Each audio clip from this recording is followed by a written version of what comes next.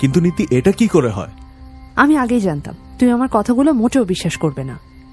দেখো, বিশ্বাস করা না করার প্রশ্ন তো অনেক পরে আসে, এ তো সম্ভবই না। তার মানে তুমি আমার সাথে থাকছো না? হ্যাঁ, ব্যাপারটা তেমন না। আমি এর একটা শেষ দেখতেই চাই রুদ্র। যেভাবেই হোক আমাকে পুরো ব্যাপারটা জানতেই হবে। দেখো, এত রিস্কি একটা কাজ আমাদের দুজনের পক্ষে করা সম্ভব না। তোমার কি মনে হয় এটা আমি জানি না? জানো, তাহলে এমন করছো কেন? রুদ্র, আমরা তো ব্যাপারটা এখানে এসে টের পেয়েছি, কিন্তু এখানে এমন কয়েকজন মানুষ আছেন যারা এটার জন্য এখানে এসেছেন। মানে তারা কারা? সময় মতো লাঞ্চ করতে চলে এসো, তখনই সব বুঝতে পারবে। রুদ্র বেশ ঝামেলার মধ্যে পড়ে গেছে। নীতি সারা জীবনই এমন, যখন যা মাথায় ওঠে তাই করে। নীতিকে অনেক বোঝানোর চেষ্টা করল রুদ্র, তবে তাতে কোনো কাজ হলো না। তার উপর কোনো কিছু পরিষ্কার করে বলেও না নীতি। রুদ্র যতটা না বিরক্ত, তার চেয়ে অনেক বেশি চিন্তিত। এসব করতে গিয়ে ওর কোনো ক্ষতি হয়ে যাবে না তো? নীতির কথা মতো ঠিক সময় লাঞ্চ করতে নিচে গেল রুদ্র। তখনও তেমন কেউ আসেনি সেখানে। একটা কোণার টেবিলে বসে নীতির জন্য অপেক্ষা করতে থাকে রুদ্র। হঠাৎ করে হেঁটে আসার শব্দ শুনে পেছনে তাকায় রুদ্র।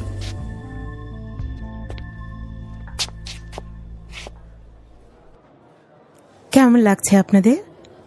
ভালো। আসলে শুধু ভালো বললে ভুল হবে, অনেক ভালো লাগছে। আমাদের এখানে সবসময় এমন ভিড়ই লেগে থাকে। আপনাদের কোনো সমস্যা হচ্ছে না তো? না না, ঠিক আছে।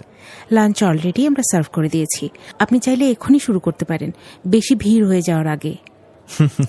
না, ঠিক আছে, আমরা কিছুক্ষণ পরেই শুরু করব। ঠিক আছে।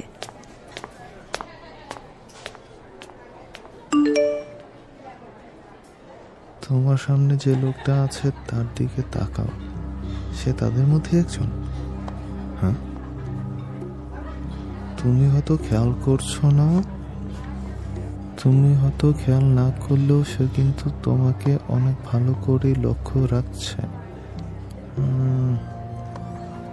নীতি হঠাৎ করে এমন মেসেজ কেন পাঠালো?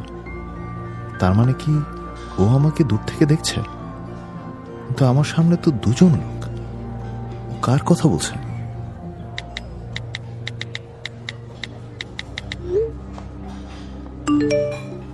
নীতি কোথায়? Question mark.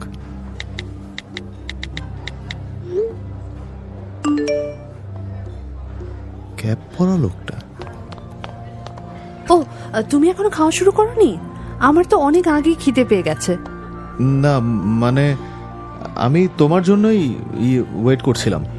ওদের লাঞ্চের আইটেমগুলো কিন্তু দারুণ। চলো চলো, জলদি চলো। কিন্তু নীতি, আরে চলো তো, ভালো করে লোকটাকে লক্ষ্য করতে হবে।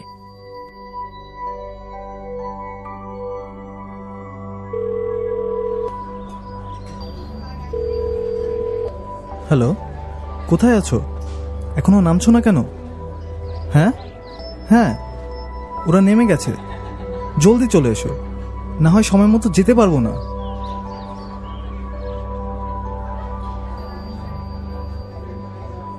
সাদমানকে ফোন করেছিলেন নাকি? ও তো সবসময় লেট।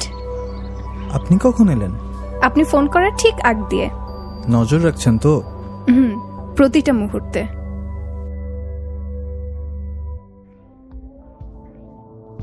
সবার মনে একটা ব্যাপার ঘুরছে, যদিও সবাই সবার কথা জানে না, কিন্তু সবার মাথায় যে ব্যাপারটা ঘুরছে তা আলাদা নয়। লাঞ্চ শেষ করে সবাই যার যার রুমে চলে গেলেও 5 জন মানুষ আলাদা আলাদা ভাবে বেরিয়ে গেল হোটেল শুকতারা থেকে। খুব অবাক করা কথা হলো, তারা 5 জন একই জায়গায় যাচ্ছে।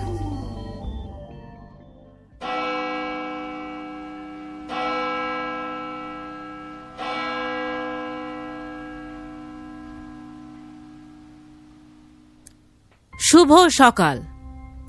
আপনাদের সবাইকে স্বাগত জানাচ্ছি আমাদের বই বাড়িতে। আপনারা বিভিন্ন দেশ থেকে আমাদের এই বই বাড়িতে এসেছেন, তাই আপনারা আমাদের অতিথি। আশা করি আমাদের বই বাড়ির প্রতিটি বই আপনাকে মুগ্ধ করবে। প্রতিটা শব্দ, প্রতিটা অক্ষর আপনার জীবনের সাথে মিশে যাবে। যে কোনো সাহায্যের জন্য আমাকে হেল্প ডেস্কে যোগাযোগ করবেন। ধন্যবাদ। মিমি, সাদমানকে দেখতে পাচ্ছেন? ও তো এখানকার লোকদের সাথে কথা বলছে, যদি কিছু জানা যায়। ওকে দিয়ে কোনো কাজ হবে কিনা আমার সন্দেহ আছে। ও যতটা বোকা সেজে থাকে আসলে কিন্তু ততটা বোকা না। কাজটাও ঠিক মতো করতে না পারলে কিন্তু আমাদের এত পরিকল্পনা সব মাঠে মারা যাবে। আশা করি ও আমাদের নিরাশ করবে না। আপনি কি কি খবর পেয়েছেন? যতটুকু জেনেছি তাতে ওই চাবি কার কাছে আছে সেটা বড় এক প্রশ্ন। চাবি কোথায় আছে তাও কেউ জানে না? না, প্রথম থেকেই কেউ জানে না এটা কোথায় আছে, তবে ধারণা করা যায় যে ড্যামিয়েনের মৃত্যুর পর সেটা হাত বদল হয়েছে। তা তো আমিও জানি, কিন্তু এখন চাবিটা কোথায় আছে তা জানা দরকার। এটা তো শুধু কঠিনই নয়, পুরো অসম্ভব। এটাকে তো সম্ভব করতেই আমরা এসেছি। আচ্ছা, এখানে আমাদের একসাথে থাকাটা ঠিক হবে না, আমি বরং একটা বই নিয়ে আসি। এখানে তো সবাই সেটাই করছে। আর বাকি দুইজনের দিকে ঠিকভাবে নজর রাখবেন কিন্তু।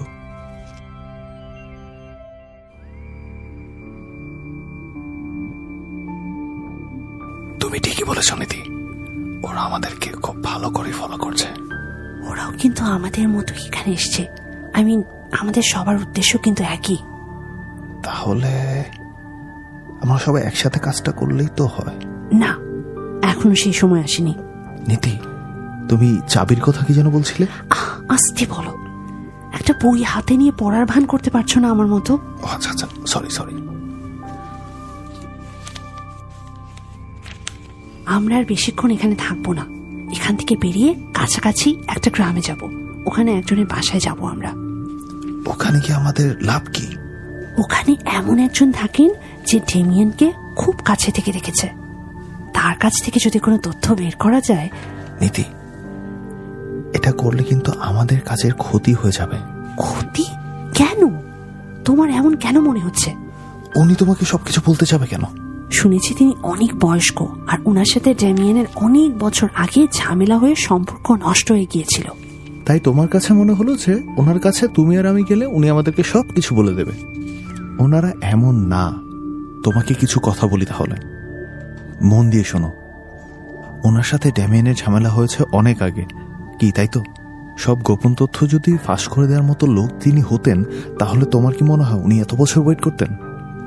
কথাটা তো ভুল বলনি, আমি তো এভাবে ভেবে দেখিনি। ওনারা একটা জিনিস খুব মেনে চলেন, কখনো কথা দিলে সেটা মৃত্যু পর্যন্ত রাখার চেষ্টা করেন। বিশ্বাসঘাতকতা এদের রক্তে নেই। তার মানে আমরা কারো কাছ থেকে কোনো তথ্যই পাবো না? না, আর তাই তো আমার মনে হয় শুধু ব্যাপারটা নিয়ে আমরা সময় নষ্ট করছি। আমাদের ফিরে যাওয়াটা উচিত। না, এই রহস্যের সমাধান না দেখে আমি যেতে পারবো না। আমার অনেক দিনের স্বপ্ন রুদ্র, আমি এটা নিয়ে একটা নিউজ করব। নীতি, দেখো, আমাদের এই মিশনটা কিন্তু নিরাপদ না। দেখি কি হয়। আচ্ছা, তুমি এখানে একটু থাকো তো, আমি সিস্টার ক্রিস্টিনার সাথে একটু কথা বলে চলে আসছি।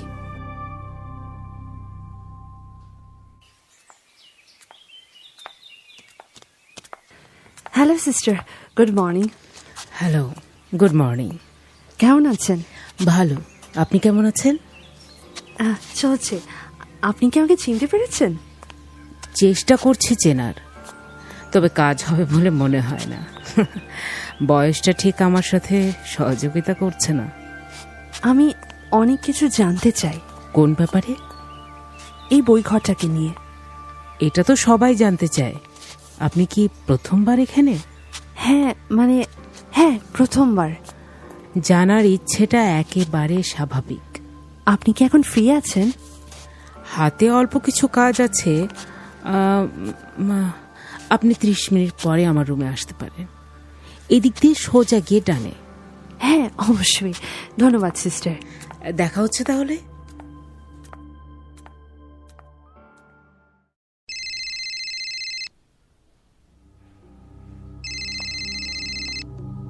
হ্যালো, হ্যাঁ ঠিক আছে।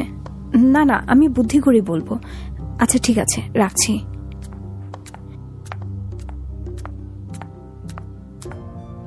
এই নীতি। আমাকে বলছেন? হ্যাঁ, এখানে নীতি নামের আর কেউ আছে নাকি? আমি আপনাকে ঠিক... ও নীতি, প্লিজ বলো না যে তুমি আমাকে চেনো না। আমরা দুজনই কিন্তু আমাদের দুজনকে খুব ভালো করে চিনি, তাই না?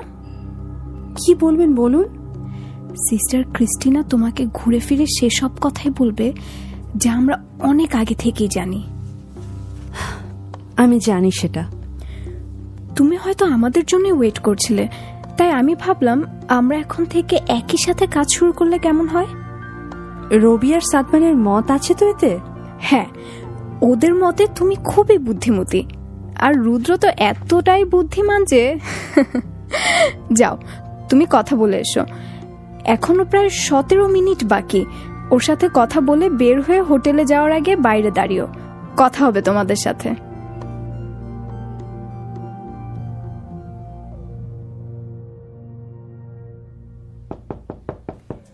ভেতরে আসুন। ধন্যবাদ সিস্টার। বসুন। আপনি তো এর আগে কখনো আসেননি, তাই না? না, এর আগে আসা হয়নি এখানে। কেন বলুন তো? না, আমার আসলে কি হয়, বয়স হয়েছে তো অনেক, ঠিক মনে রাখতে পারি না। তো আপনি যেন কি বলছিলেন? আমি আসলে এই বই ঘরকে নিয়ে জানতে চাই। এত এত বই, এই বই ঘরের প্রতিষ্ঠাতা কে, এসব জানতে চাই আপনার কাছ থেকে। এসব তো অনেক আগের কথা, প্রায় ধরুন 80 অথবা 90 বছর আগের কথা। জর্জ হ্যারি ছিলেন জর্জ ডেমিয়েনের বাবা। তিনি বই পড়তে খুব ভালোবাসতেন, বিভিন্ন বই সংগ্রহ করতেন। তারপরে আস্তে আস্তে করে ডেমিয়েন কি বেঁচে আছেন? না, 7 বছর আগে। কিভাবে হয়েছিল তার মৃত্যুটা? মৃত্যু কিভাবে হয়েছে মানে? না মানে উনি কি অসুস্থ ছিলেন? কিছুটা, আর বয়সও তো হয়েছিল অনেক। অনেকের মুখে একটা কথা শোনা যায়, ডেমিয়েন নাকি অনেক কিছু জানতেন, আর অনেক বই যারা পড়েন তারা এমনই মেধাবী হন, এটা এমন কিছু না। অনেকে মনে করেন যে তিনি নাকি ভবিষ্যৎ বলে দিতে পারতেন, আর এই বই ঘরে যারা বই পড়তে আসেন তারা নাকি অনেক পরিবর্তন হয়ে যান। এসব কথা। মিমি, এই এই মিমি,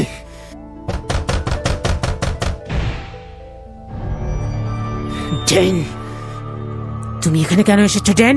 তুমি তুমি এখানে কেন মিমি? আমি না তোমাকে এখানে আসতে না করেছি? এই তুই কি চাস এখানে? এই তোকে না এখানে অনেকবার আসতে না করেছি? এই কে আছো?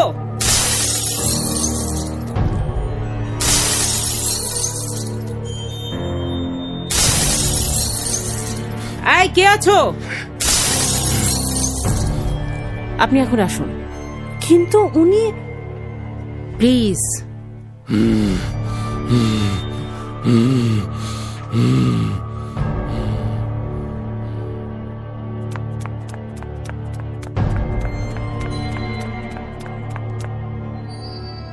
যে কাজের জন্য নীতি এসেছিল তা আর হলো না। তবে নীতি আগে থেকে জানতো যে এমনটাই হবে। তবে ডেনিয়ারকে দেখে বেশ ভড়কে গেছে নীতি। এই তাহলে ডেনিয়ার, ডেমিয়েনের একমাত্র ছেলে। নীতি যা খবর পেয়েছে তাতে ডেনিয়ারকে নাকি প্রায় অনেক বছর ধরে একটা বাড়ির মধ্যে আটকে রাখা হয়েছে। খুব বেশি কিছু ব্যক্তি ছাড়া সেই বাড়িতে কেউ প্রবেশ করতে পারে না। কিন্তু ডেনিয়ার তাহলে এখানে কি করছে, আর এমন অস্বাভাবিক আচরণই বা করছে কেন? নীতির এখন সবকিছুই কেমন যেন তালগোল পাকিয়ে যাচ্ছে। এই বই ঘরে তো রহস্যের শেষ নেই। একের পর এক ঘটনায় নীতি বুঝে উঠতে পারছে না যে কোনটা আগে আর কোন কাজটা পরে করবে। এদিকে মিমির কথা মতো কাজ করলে ফলাফল ভালো না খারাপ হবে তাও ভাববার বিষয়। তবে সব দিক থেকে বিচার করে নীতির কেন যেন মনে হচ্ছে সবাই একসাথে কাজটা করলে সহজ হবে। তাছাড়া নীতি আর রুদ্র মিলে কতটুকুই বা করতে পারবে। নীতি আর দেরি না করে রুদ্রকে ফোন করে। তারপর দুইজন মিলে অপেক্ষা করতে থাকে মিমি, রবি আর সাদমানের জন্য। তবে বেশিক্ষণ অপেক্ষা করতে হয় না ওদের।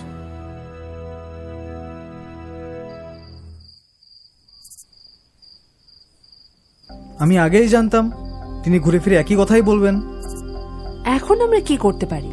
তার আগে জানা উচিত সাদমান কি খবর পেয়েছে। সাদমান, তুমি কি নতুন কিছু জানতে পারলে? হ্যাঁ, অল্প কিছু, তবে এতে আপাতত কাজ চালানো যাবে। বই ঘরের 2-3 জন কর্মচারী কিছুদিন আগে রাতে ডিউটি করতে যে কিছু একটা দেখতে পায়, আর তার পরপরই সেই 2-3 জন খুবই অসুস্থ হয়ে যায়। ডাক্তার ওদের রোগটা ঠিক ধরতে পারছিল না। তাদের মধ্যে একজন এতটাই অসুস্থ হয়ে যায় যে তার নাক মুখ দিয়ে অনবরত রক্ত পড়ছিল। পরে তাদের পরিবারের লোকেরা এসে সিস্টার ক্রিস্টিনার কাছে অনেক কান্নাকাটি করে। সিস্টার তাদের সাথে গোপন একটা মিটিং করে, আর তার পরদিন সকালবেলায় তারা সম্পূর্ণ সুস্থ হয়ে যায়।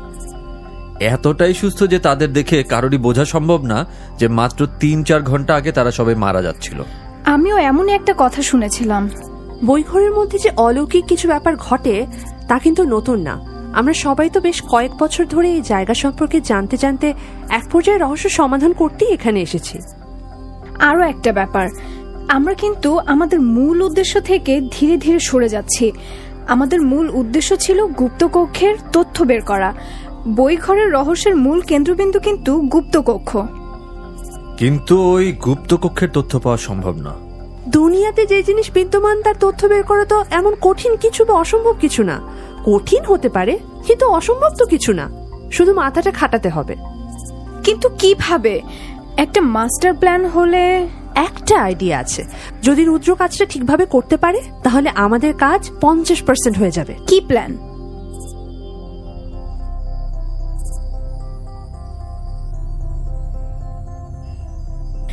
রুদ্র কোথায় নিতে?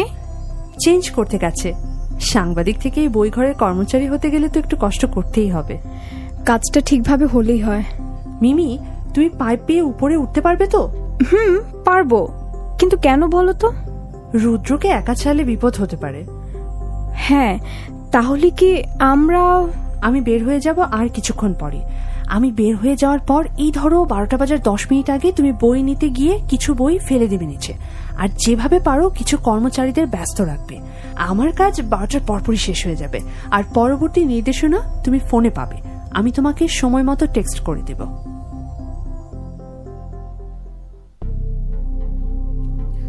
কথা মতো ঠিক সময় বইঘর থেকে বেরিয়ে গেল নীতি। বের হয়ে যাওয়ার আগে সব পরিষ্কার করে বুঝিয়ে দিয়েছে মিমিকে। এদিকে মিমি বই পড়তে পড়তে বারবার খেয়াল করছে ঘড়ির দিকে। ঘড়ির কাঁটা চলছে আপন গতিতে। ঘড়িতে সময় ঠিক 12:45। মিমি উঠে দাঁড়ায় চেয়ার থেকে, ধীরে ধীরে এগিয়ে যায় সামনের একটি বুকশেলফের দিকে। চারপাশে ভালো করে একবার দেখে নেয়। আশেপাশে তেমন কেউ নেই। বেশি রাত হয়ে যাওয়ায় ওই ফ্লোরে মিমি ছাড়া আর কেউ নেই। অনেক দূরে 2-1জনের ছায়া দেখা যাচ্ছে। মিমি আবারও ঘুরে তাকায় ঘড়ির দিকে। এতক্ষণে কাজ শুরু করে দিয়েছে মিমি। মিমি বই রাখতে গিয়ে হঠাৎ জোরে চিৎকার করে ওঠে। একটা কালো কুচকুচে হাত তার দিকে এগিয়ে আসতে দেখে মিমি। মিমি চিৎকার শুনে ছুটে আসে বেশ কয়েকজন কর্মচারী, আর ঠিক তখনই কালো হাতটি অন্ধকারে মিলিয়ে যায়। মিমি ভয়ে কাঁপতে থাকে। প্রায় 10-15 মিনিট পর স্বাভাবিক অবস্থায় ফিরে আসে মিমি। এদিকে অন্যদিকে ঘটছে আরেক ঘটনা। কালো এক ছায়ামূর্তি হেঁটে হেঁটে বইঘরের আশপাশ দিয়ে একটা ঝোপের মধ্যে ঢুকে গেল। ছায়ামূর্তিটার পেছন পেছন আরো একজন হেঁটে যাচ্ছে। হঠাৎ ছায়ামূর্তিটা দাঁড়িয়ে পড়লো একটা গাছের সামনে। তারপর বিড় বিড় করে কি সব যেন পড়তে শুরু করলো। কথাগুলো স্পষ্ট শোনা যাচ্ছে না। পড়তে পড়তে এক পর্যায়ে ছায়ামূর্তিটা দৌড়ে বের হয়ে গেল ঝোপের ভেতর থেকে, আর গাছের আড়ালে দাঁড়িয়ে পুরো ব্যাপারটা লক্ষ্য করলো সাদমান। এদিকে অন্যদিকে ঘটছে আরেক ঘটনা।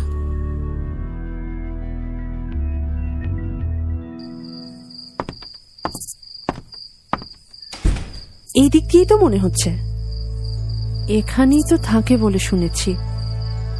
এখন কোন দিকে যাই? এতগুলো দরজা আর এত বড় বাসা। কে কে ওখানে? আমি ভয় পাবেন না, আমি কোনো ক্ষতি করব না আপনার। কিন্তু কে আপনি? এখানে এলেন কিভাবে? না মানে আমি নিজেও জানি না আমি কিভাবে এখানে এসেছি। হ্যাঁ, আপনি আপনি জানেন না? আচ্ছা, আপনি কি অসুস্থ? আমি কাউকে ডাকি তাহলে? যেহেতু আপনি জানেন না আপনি কিভাবে এসেছেন, তাহলে তো আমার কাছে একটা বই আছে। বই? কি বই? হ্যাঁ, কি লেখা আছে সেই বইতে? জানি না, বইতে এই বাড়ির কথা লেখা আছে, আর লেখা আছে চলে যান এখান থেকে। বাঁচতে হলে চলে যান, প্লিজ চলে যান। ক্ষতি হয়ে যাবে, অনেক বড় ক্ষতি হয়ে যাবে। কিন্তু আমার কথাটা তো শুনুন আপনি। প্লিজ প্লিজ প্লিজ চলে যান।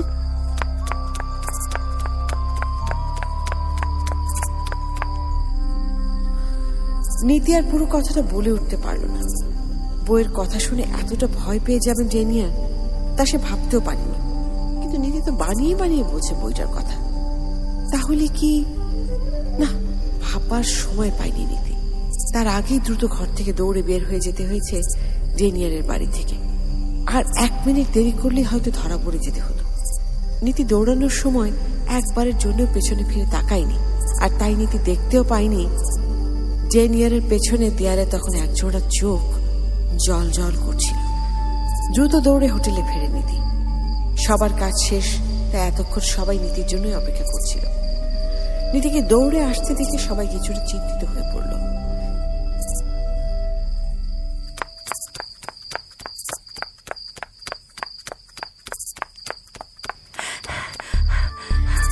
কি হয়েছে নীতি? না, তেমন কিছু না। রবি কোথায়? রবি একটু অসুস্থ, পড়ে গিয়ে ব্যথা পেয়েছে। ও তো নিজের ঘরেই আছে। হ্যাঁ, আগে বলো তোমার কি হয়েছে। আগে একটু ঠান্ডা হয়, তারপর বলছি। এই প্ল্যানটা ভালোই কাজে দিয়েছে, কি বলো? হ্যাঁ, আগে যদি এই প্ল্যানটা করা যেত তাহলে আমাদের এতবার এসে এই বইঘর থেকে ফিরে যেতে হতো না। এতদিন তো শুধু গল্পই শুনে গেছি, আজ নিজের চোখে দেখলাম। শুধু তাই না, আমরা অবশ্যই এই রহস্য সমাধান করেও যাব। যদি আমার ধারণা সত্যি হয় তাহলে আমাদের সামনে বিপদ আসতে পারে। হ্যাঁ, বিপদের কাজে তো বিপদ থাকবেই। আচ্ছা আচ্ছা, একটা কাগজ কলম নিয়ে বসি আমরা। আমাদের সাথে আজকে যা যা ঘটেছে তা সবাই মিলে আলোচনা করি। কি কি ক্লু পাওয়া গেল তা প্রথম থেকে সবাই মিলে মিলিয়ে নিই। হ্যাঁ, না হলে সব তালগোল পাকিয়ে দেবে। প্ল্যান মতো আমি রেডি হয়ে যখন বের হই তখনই দেখি আমার চারপাশে 2-3 জন কর্মচারী। যেহেতু তারা আমাকে চেনে না, তাই তারা আমাকে চেনার চেষ্টা করছিল। আর ঠিক তখনই একটা মেয়ের চিৎকার শুনে সবাই দৌড়ে গেল সেদিকে। আর সেই সুযোগেই আমি লুকিয়ে পড়ি দেয়ালের আড়ালে। সিস্টার ক্রিস্টিনা তখন কোথায় ছিলেন? বলছি, 12টার ঘন্টা বাজার কিছুক্ষণ পরপরই তিনি সোজা তার ঘর থেকে বের হয়ে যান। হাতে ছিল একটা কালো ব্যাগ, হাত দিয়ে তা খুব যত্ন সহকারে ধরে নিয়ে যাচ্ছিলেন। আমি ওনাকে ফলো করা শুরু করি। তারপর উনি আস্তে আস্তে একটা ঘরের সামনে গিয়ে দাঁড়ান। ওই ঘরটা অনেক ভেতরে। শুধু তাই না, ওইদিকে যে কোনো একটা ঘর থাকতে পারে তা সাধারণ মানুষের পক্ষে ভাবাটাই অসম্ভব। তারপর কি হলো? তুমি কি ঢুকেছিলে সেই ঘরে? না, সিস্টার ঘরে ঢোকার পরপরই দরজা বন্ধ হয়ে যায়। আমি দাঁড়িয়ে অপেক্ষা করতে থাকি। হঠাৎ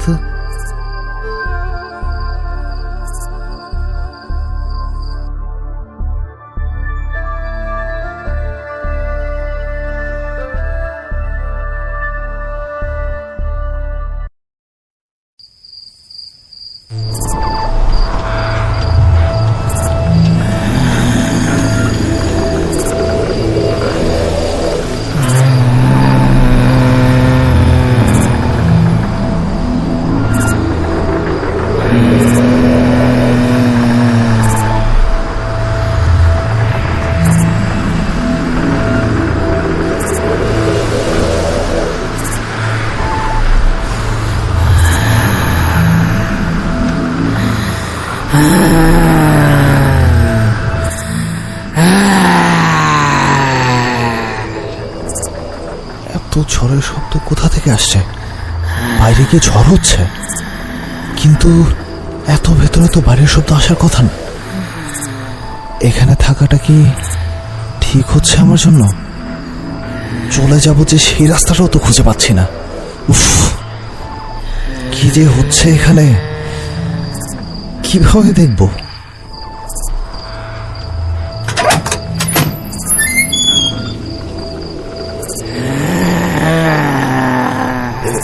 এটা কে?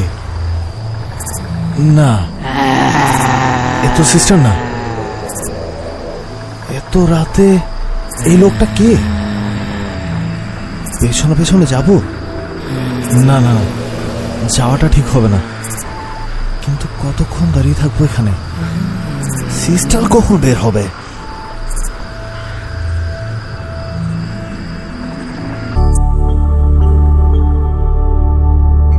কতক্ষণ দাঁড়িয়েছিলে? ঘড়িতে টাইম দেখার মতো কোনো উপায় ছিল না। মানে কেন? কারণ ঘড়ি বন্ধ হয়ে গিয়েছিল। কত সময় ওয়েট করেছো? এই ধরো মিনিট 40-45। তারপর সিস্টার বের হয়েছেন? না, ওই কালো কাপড় পরা লোকটা আবার যখন ফিরে এসেছে তখন সিস্টার বের হয়েছে। লোকটার মুখ দেখতে পেয়েছিলে? না, আমি মুখ দেখতে গেলে আমাকে দেখে ফেলতো। রহস্য ধীরে ধীরে বাড়ছে। তোমার সাথে কি ঘটলো? তোমাকে দেখে তখন আমার ঠিক ভালো লাগেনি। তুমি কিছু লুকাচ্ছ না তো? না না, আমি কি লুকাবো? আসলে আমি একটা কাজ করে ফেলেছি তোমাদেরকে না জানিয়ে। কি কাজ? আমি হঠাৎ করে ড্যানিয়ারের বাসায় চলে গিয়েছি। বলো কি? সে তো অসুস্থ, তোমার বিপদ হয়ে যেতে পারতো তো। মিমি, আমরা যা দেখি তা সবসময় সত্যি না। আমরা যা দেখি তার বাইরেও অনেক কিছু থাকে এই পৃথিবীতে। ঠিক বুঝলাম না নীতি। আমি জানি মিমি, কিন্তু আমার একটা খটকা প্রথম থেকেই ছিল, তাই আমি আর বসে থাকতে পারলাম না। কিছু জানতে পেরেছো কি? আমি যা বুঝতে পারছি তা শুনলে কিন্তু তোমরা সবাই চমকে যাবে। ড্যানিয়ার সবসময় অসুস্থ থাকে না। ও ওই বাড়ির ভেতরে যখন থাকে তখনও সম্পূর্ণ সুস্থ আর স্বাভাবিক থাকে। তার মানে ও নাটক করে? আমি এই ব্যাপারে একটু কনফিউজড, কারণ আজকে পুরো সময়টাতে আমার তো একবারও এরকম কিছু মনে হয়নি যে ও নাটক করছে। তাহলে আমরা কোন রাস্তা ধরে আগাবো? একটা অদ্ভুত ব্যাপার কি জানো, আমি যখনই বলবো বুঝতে পারছিলাম না, তখন বানিয়ে বলে দিই একটা বই আমাকে এখানে নিয়ে এসছে। তারপর যা ঘটেছিল তা আমি ভাবতেও পারিনি। ড্যানিয়ার ভয়ে কুকড়ে গেল আর জোরে জোরে আমাকে চলে যেতে বলল। ওই বইয়ের কথা শুনে এমন করলো যেন সব ধ্বংস হয়ে যাবে, আমাকে বাঁচতে দেবে না ওই বইটা। তারপরও কি বলেছিল সেটা পুরোটা শুনতে পারিনি আমি, তা না হলে আরো অনেক কিছু বোঝা যেত। তার মানে তো নীতি, এই এই নীতি, মিমি দেখো। কি দেখবো? রুদ্রর ঘড়িটা তো ঠিকই চলছে।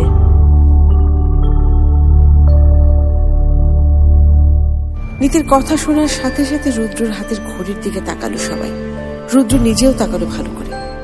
ঘড়িটা তো চলছে। নীতি ভালো করে মোবাইলের টাইমের সাথে মিলিয়ে দেখলো ঘড়ির টাইম একদম ঠিক আছে।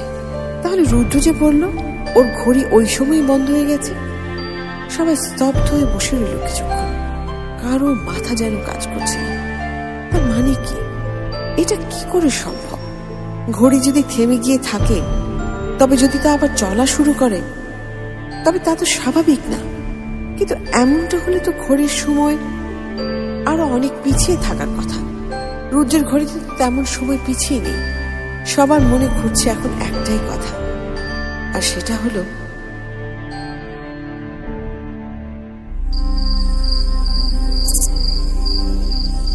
এটার কোনো ব্যাখ্যা আছে তোমাদের কাছে?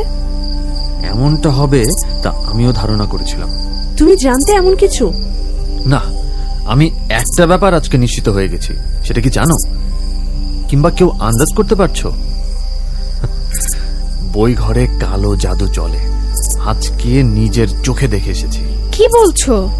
হ্যাঁ, আজকে আমি নিজে দেখলাম এক কালো কাপড় পরা লোক গাছের সামনে দাঁড়িয়ে বেশ কয়েকটা মন্ত্র পড়লো। তারপর গাছ থেকে কেমন একটা ধোঁয়া বেরোতে শুরু করলো। না না, ঠিক ধোঁয়া বললে ভুল হবে, বলা যায় একটা আলোর দিকে তাকানো যাচ্ছিল না। সব আলো গিয়ে লোকটার শরীরের সাথে মিশে যাচ্ছিল। তারপর আলো একটা পর্যায়ে চলে যায়। তারপর লোকটাকে আমি আগের চেয়ে আরো স্পষ্ট দেখতে পাচ্ছিলাম। লোকটা তোমাকে দেখতে পায়নি? হ্যাঁ, দেখেই তো ফেলেছে। তারপর আমাকে সাদমান, কি হয়েছে সাদমান? শুনবে? আরো শুনবে? রুদ্র, ওকে ধরো।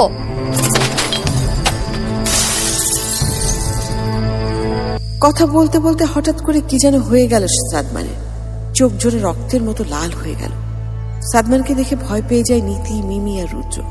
কথা বলতে বলতে ভারী হয়ে আসে সাদমানের কণ্ঠ, যেন সাদমানের মধ্য থেকেই কথা বলছে আরো একজন। সাদমানকে জোরে চেপে ধরে রুদ্র। ঘর থেকে সাথে সাথে ছুটে আসে রবি, আর ততক্ষণে জ্ঞান হারায় সাদমান। পরদিন সকালবেলা সাদমানকে দেখে বোঝাই যাচ্ছে না যে গতকাল রাতে ঠিক কি হয়েছিল। খাবার টেবিলে বসে সবাই ফলো করতে থাকে সাদমানকে। সাদমান কোনো দিকে না তাকিয়ে একের পর এক স্যান্ডউইচ খেয়েই চলেছে।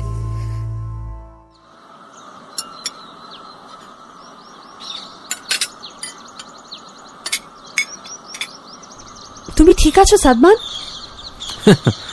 এটা কেমন প্রশ্ন? ঠিক থাকবো না কেন? না, এমনি জানতে চাইলাম। ও আচ্ছা, তা আমাদের নেক্সট কাজ কি? রবি, কিছু ভেবেছো? না, এখনো ভাবিনি। আজকে আমরা বই ঘরে যাব না? হ্যাঁ, আমি যাব একবার। তুমি যাবে নাকি? হ্যাঁ, আমি তো যাবই। আর তোমরা কেউ যাবে না? আমি আর রুদ্র হোটেলে থাকবো, আজকে আর বের হব না। আমাদের আরো একবার সিস্টারকে ফলো করা উচিত। হ্যাঁ, কিন্তু এবার কে করবে? এর আগে তো রুদ্রই গিয়েছিল, ও করলেই সবচেয়ে ভালো হবে। ওটা নিয়ে আজকে রাতেই বসবো আমরা।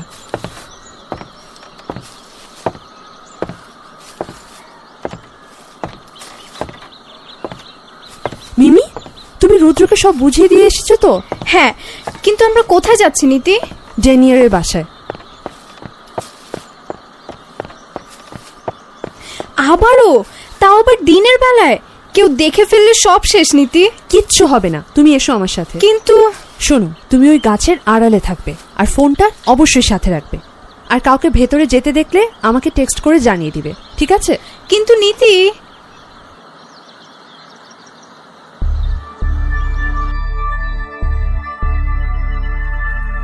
আমি জানি আপনি আমাকে সাহায্য করবেন। আমি চাই না কারো ক্ষতি হোক এই কাজ করতে গিয়ে। এভাবে আর কতদিন?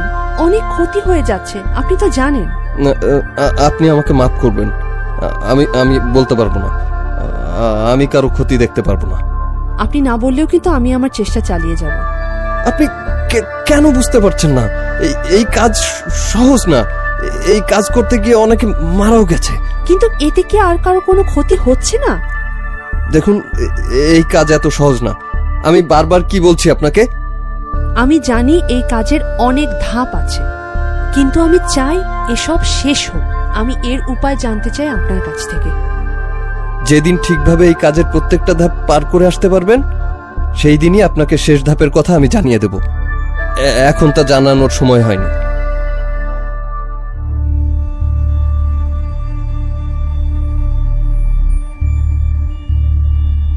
নীতি, তোমার মাথা ঠিক আছে? হ্যাঁ, আমি ভেবেই বলছি। কিন্তু এতে তোমার ক্ষতি হতে পারে। আমি নিজেকে বাঁচাতে রুদ্রকে বিপদের দিকে ঠেলে দিতে পারি না। আচ্ছা, আমি যাই সেখানে। না, আমি একাই যাব। নীতি, এই বইঘরের রহস্য সমাধান করতে যখন আমরা এক হয়েছি, তখন গেলে আমরা সবাই একসাথেই যাব। তার আগে আরো একটা কাজ আছে। আমাদের আগে কিছু কাজ করে রাখতে হবে। সবার আগে যেতে হবে সেই ঘরে, যেই ঘরে কেউ কখনো প্রবেশ করতে পারে না। সেখানে অবশ্যই এমন কিছু আছে যার জন্য ওই ঘর সবার চোখের আড়ালে রাখা হয়েছে। কিন্তু আমাদের আগে সেটা খুঁজে বের করতে হবে। তুমি কি জানো রবি, আমি গতকাল রাতে একটা ভয়ঙ্কর তথ্য পেয়েছি। গ্রামের মধ্যে যত ছোট ছোট ছেলে শিশু আছে, তাদের মধ্য থেকে যে কোনো একজন প্রতি সপ্তাহে মারা যায়। মারা যায়? এর সাথে বই ঘরের কি সম্পর্ক? বই ঘরের প্রভাব সারা গ্রামে রয়েছে রবি। বাকি যেসব শিশু বেঁচে আছে তাদের আমাদের বাঁচাতে হবে। তাহলে আজকে রাতেই আমরা? হ্যাঁ, যার যার কাজ ভাগ করে নিতে হবে। আমি আজকে ওইদিকে থাকবো, তুমি চিন্তা করো না। আর মিমি, তুমি সিস্টারের বাসার দিকে নজর রাখবে। সাদমান আর রুদ্র থাকবে বই ঘরের আশেপাশে। দরকার হলে যেন সময় মতো চলে আসতে পারে ওরা। কথা শেষ করে উঠে পড়ে ওরা পাঁচজন। আজ রাতের মধ্যে সবকিছু ঠিকঠাক করে ফেলতে হবে। এভাবে ছোট ছোট শিশুদের অকাল মৃত্যু ওদের যে কোনো মূল্যে থামাতেই হবে। ওরা জানে এই কাজ সহজ নয়, অনেক কঠিন, অনেক ক্ষতি হবে এই কাজে, কিন্তু এখন আর ওদের পিছিয়ে যাওয়ার কোনো সুযোগ নেই।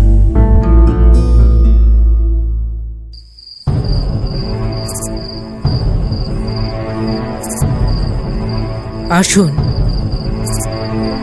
আপনি আসুন। আর বেশি দেরি নেই। অনেক অনেক বছরের ফলাফল আমরা খুব দ্রুতই পেতে চলেছি। আপনি আসুন।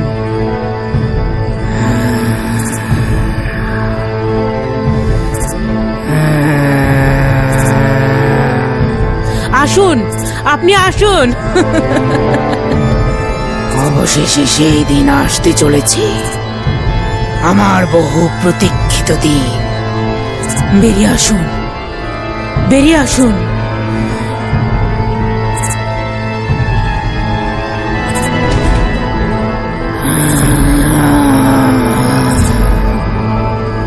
এই লোকটা কে? পেছনে পেছনে যাই। আজকে দেখতেই হবে লোকটা কোথায় যাচ্ছে।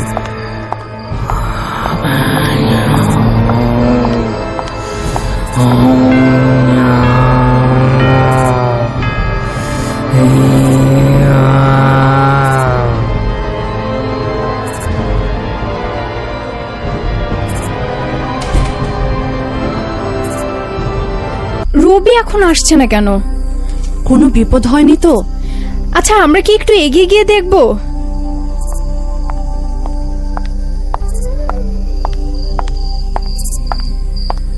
রবি, এত দেরি করলে যে? আমরা অনেকক্ষণ থেকেই তোমার জন্য চিন্তা করছি। কি হয়েছে রবি? ওই ঘরে গিয়েছিলাম, ওখানে গিয়ে দেখি এত বই। কালো কাপড় পরা লোকটা একটা বই হাতে নিল, তারপর তারপর গাছ থেকে কেমন একটা ধোঁয়া বেরোতে শুরু করলো। না, ঠিক ধোঁয়া বললে ভুল হবে, বলা যায় একটা আলো। আলোর দিকে তাকানো যাচ্ছিল না, সব আলো গিয়ে লোকটার শরীরের সাথে মিশে যাচ্ছিল।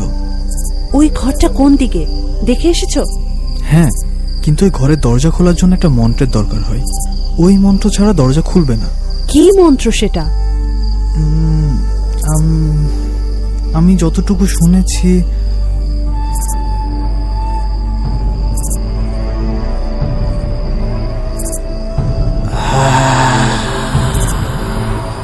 সাদমান, রুদ্র, রুদ্র, শুনবে না সেই মন্ত্র?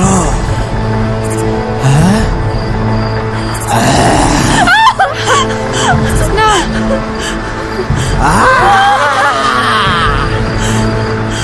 ধ্বংস হবে, ধ্বংস হবে, ধ্বংস হবে সবাই। কেউ বেঁচে ফিরতে পারবে না। সবার প্রাণ নিয়ে আমি থাকবো। কে তুমি? কি চাও আমাদের কাছে?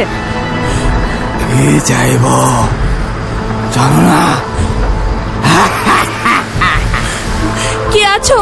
প্লিজ হেল্প, বাঁচাও আমাদের। কেউ আসবে না, কাউকে পাওয়া যাবে না।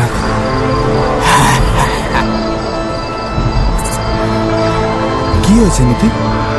তোমরা তো ভয় পাচ্ছ কেন? নীতি, নীতি বিশ্বাস করো না, ও রবি না, ও অন্য কেউ। বই ঘরে যারা অন্য উদ্দেশ্য নিয়ে আসে তারা আর ফিরে যেতে পারে না। বই ঘরে আসা যায়, কিন্তু ফিরে যাওয়া যায় না।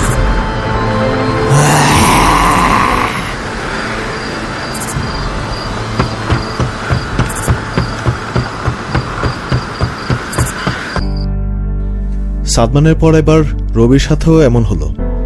আমার কি মনে হচ্ছে জানো, আমাদের ফিরে যাওয়া উচিত।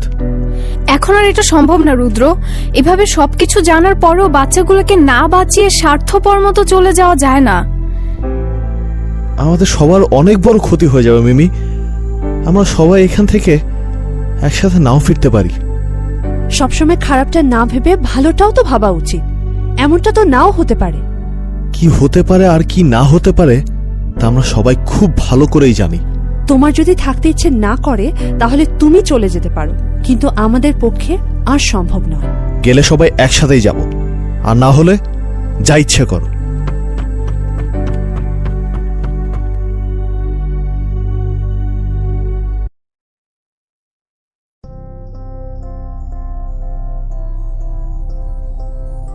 রাগ করে উঠে চলে যায় রুদ্র। ঠিক রাগ নয়, অনেক ভয় আশঙ্কা থেকেই এমন করছে রুদ্র। রুদ্র স্পষ্ট বুঝতে পারছে সামনে কত বড় বিপদ অপেক্ষা করছে ওদের জন্য। বেঁচে ফিরতে পারবে কিনা তার কোনো নিশ্চয়তা নেই। বইঘরের প্রতিটা জায়গাতে রয়েছে কালো জাদুর প্রভাব। এই প্রভাব থেকে বের হওয়া এত সহজ নয়। নিশ্চিত মৃত্যু জেনেও নীতি আর মিমি ওদের জায়গাতে অটুট রয়েছে। গত রাতের পর থেকে রবি বেশ চুপচাপ হয়ে গেছে। কে জানে কি ঘটতে চলেছে আগামীকাল। সবকিছুই কি ঠিকঠাক হয়ে যাবে? যে অভিশাপ বিরাজ করছে পুরো গ্রাম জুড়ে, সে অভিশাপের হাত থেকে কি বাঁচানো যাবে সবাইকে? এই প্রশ্নের উত্তর পাওয়া যাবে আগামীকালকের পরই।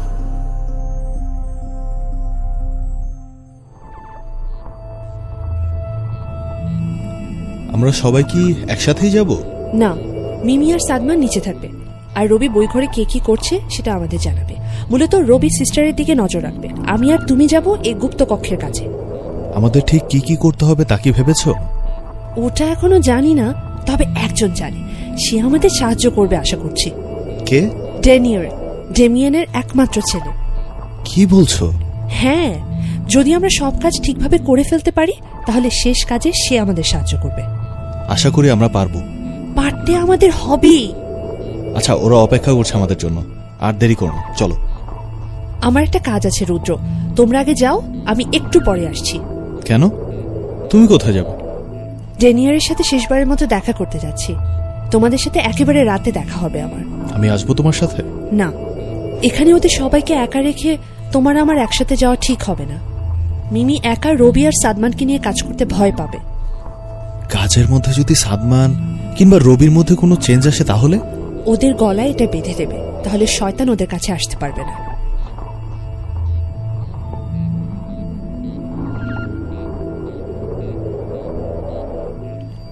আপনি কেন এত ভয় পাচ্ছেন? কারণ কারণ আমি আমার বাবাকে সবার চেয়ে বেশি ভালো চিনি। কিন্তু তিনি তো মারা গেছেন। আপনি আমার বাবার সম্পর্কে জানেন না, তাই এমনটা বলতে পারছেন। আমার বাবার ক্ষমতা সম্পর্কে আপনার কোনো ধারণাও নেই। তাহলে আমি যা যা করব ভেবেছিলাম তার করতে পারবো না? আমি তো কম চেষ্টা করিনি। যেদিন থেকে জানতে পেরেছি সেদিন থেকেই চেষ্টা করে যাচ্ছি। আমার বাবা আমাকে অনেক ভালোবাসেন দেখে আমাকে এখনো মেরে ফেলেননি। এই কাজ করলে কি মৃত্যুই শেষ পরিণতি? হ্যাঁ, আমি অন্তত তাই জানি। তবে একটা জিনিস কি জানেন, মানুষের মনের জোরের ওপর কিচ্ছু নেই। আপনি হয়তো পারবেন। তারপর? যদি পারেন তাহলে আমি নিজে এসে আপনার সাথে দেখা করে যাব, আর তা না হলে আর কখনো দেখা হবে না। ধন্যবাদ। আমি আপনাকে একটা সাহায্য করতে পারি। কিভাবে? এই যে এটা দিয়ে।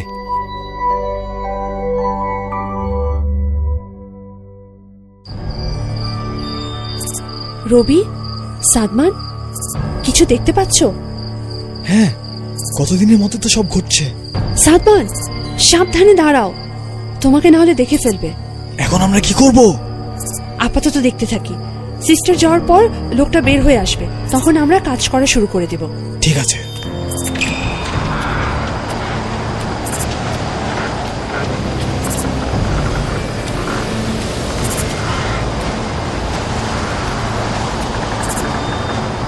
আসো, ধীরে ধীরে।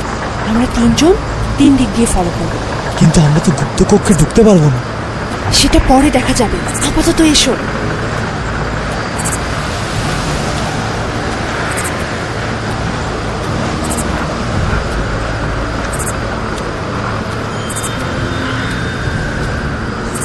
এই সেই গুপ্ত কক্ষের দরজা। হ্যাঁ, কিন্তু আমরা তো ঢুকতে পারবো না।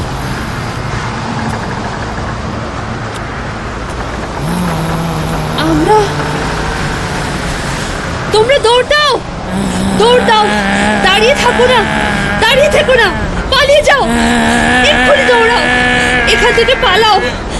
এখান থেকে পালানো যায় না।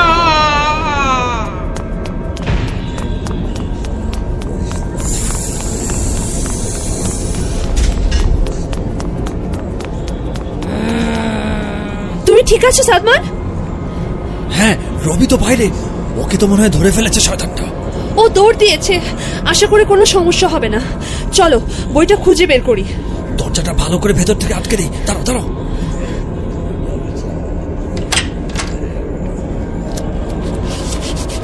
সাদমান, এখানে তো সবই কালো জাদুর বই। কোন বইটা আসল? সেটা তো আমিও বুঝতে পারছি না।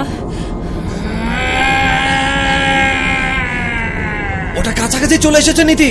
এক কাজ করো, যত বই আছে সব বই নিয়ে নাও। এত বই ওদের কাছে পৌঁছে দেবো কিভাবে? তাড়াতাড়ি করো সাদমান।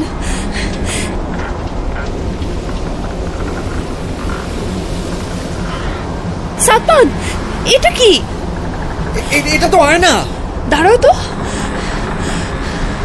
নীতি, নীতি, এটা কে? এটা তো আমার ছোটবেলা। আমার যখন বয়স 10, তখন আমি এমন ছিলাম দেখতে। তার মানে সাদমান, এইটাই মনে হয় সেই বই। আয়নাটা খুলতে হবে। খোলা যাচ্ছে না তো। আমি দেখি।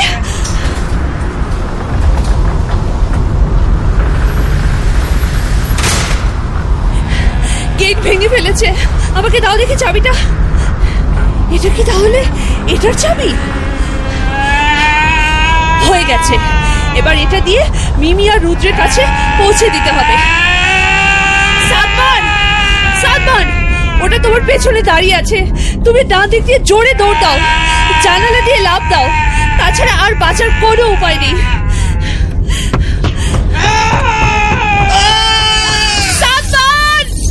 সাদমান, এখন আমি আরে আয়নার বই নিয়ে কিভাবে পৌঁছাবো?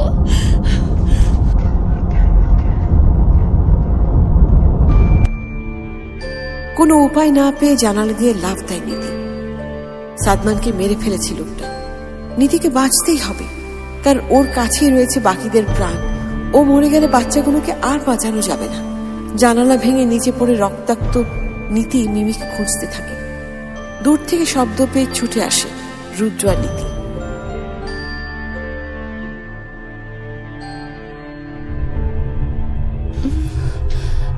নীতি, হ্যাঁ নীতি, দেরি করো না। এই আয়নার বইটা নিয়ে ওই গাছের কাছে তাড়াতাড়ি যাও।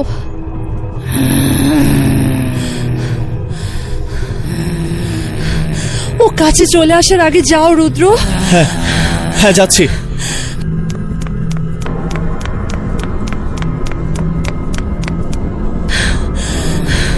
তাড়াতাড়ি করো রুদ্র, আগুন ধরিয়ে দাও ওগুলোতে।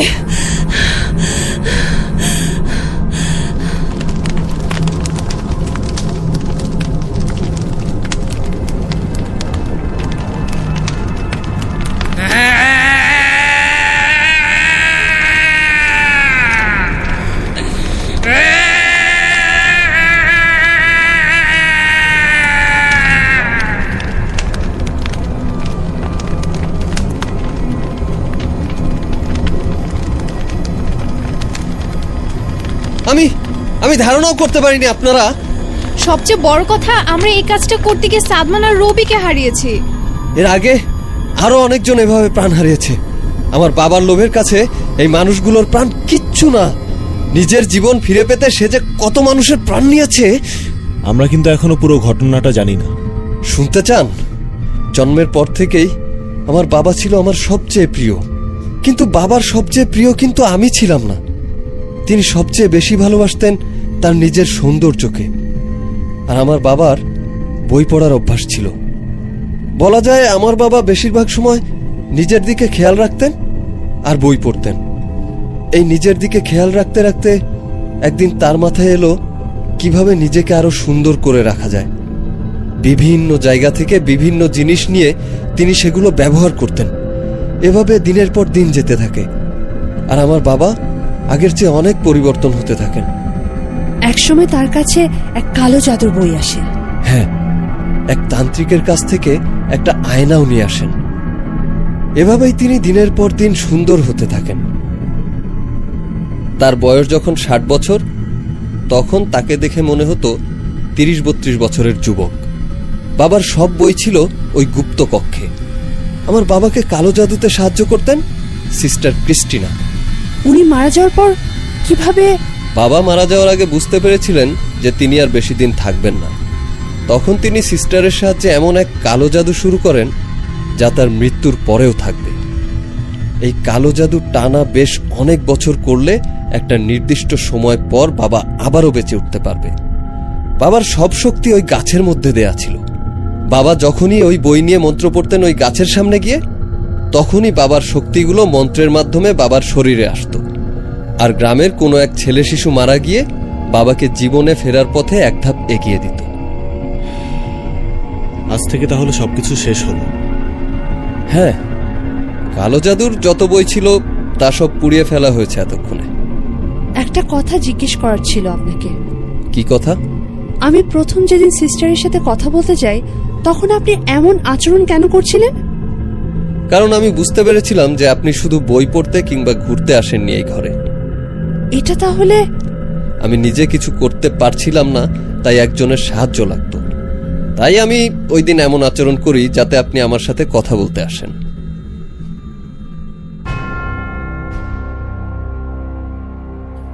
সব রহস্য শেষ হয়ে গেছে। নীতি, মিমি আর রুদ্রের ফেরার সময় এসে গেছে। এক কাজের জন্য ওরা 5 জন এসেছিল, কিন্তু এখন ফিরে যাচ্ছে মাত্র ওরা কজন।